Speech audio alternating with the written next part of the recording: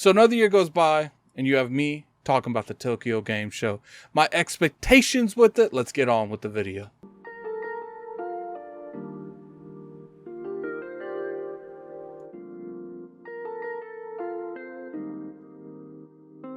What's going on, you guys? Gaming Addict here, coming at you for another video. Today, as you can tell from the title, we're going to be talking about the Tokyo Game Show.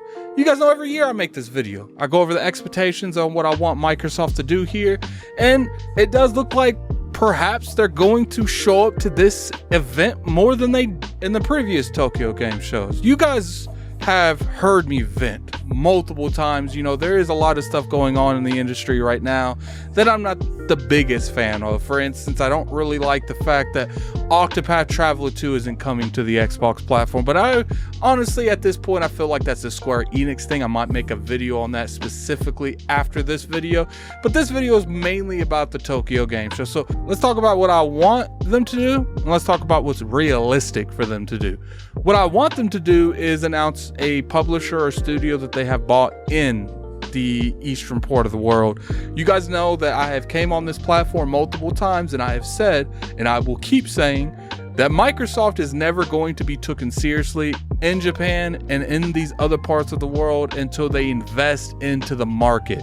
For instance, it would be weird if Sony was hoping to have a huge grasp on the western part of the world without any form of games or publishing or anything remotely in this part of the world. You know, Sony's been very successful in the western part of the world because they have understood that making the type of content to appeal to that demographic is part of the job to selling well in that part of the world. Now, I will say that Xbox has increased sales more than I thought they would in the Japan area and the eastern part of the world in general, and I feel like a lot of that's localization. They are opening the horizons to a lot of second and party deals, but like I said, until you actually invest and own some studios in these parts of the world, I don't think that their citizens, that the gamers there are gonna 100% jump on the Xbox train.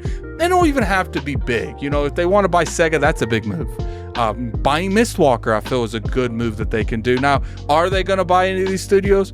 Probably not. Now, I do think because of what Jez Corden said on Xbox 2, that they are going to show up to this event more than they show up normally, because it looks like Phil Spencer's actually going to be there. They did a little bit of a tease on Twitter where he was talking.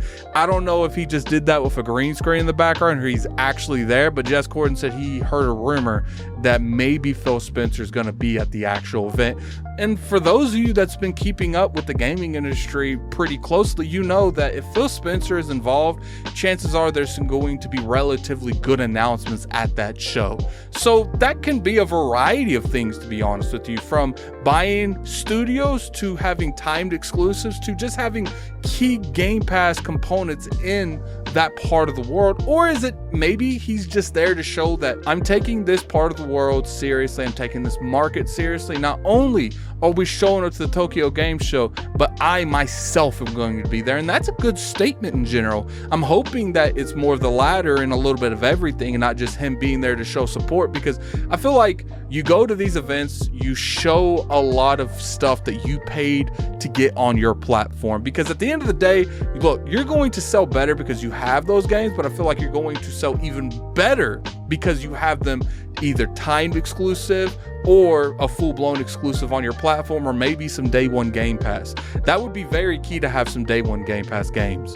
Now, if they don't want to buy a publisher like Sega, then, you know, go with a studio and you build on that. You build your own publishing arm over there. You hire people to take advantage of that arm. You get people with relations so they can actually do things on that part of the world. Because at the end of the day, you can have all the talent in the world. If you don't have relationships with people in Japan, in China, you're not really going to make too much business around there. You need people to be able to open up doors for you, because a lot of the time it's not what you know, it's who you know. So that's definitely something they can do. Now, I don't think that is something that Microsoft would do. That would cost a lot of money to get someone that has a lot of influence, like maybe Hoshin Kojima, and then have him build a publishing arm with other studios such as, you know, Mistwalker, independent studios.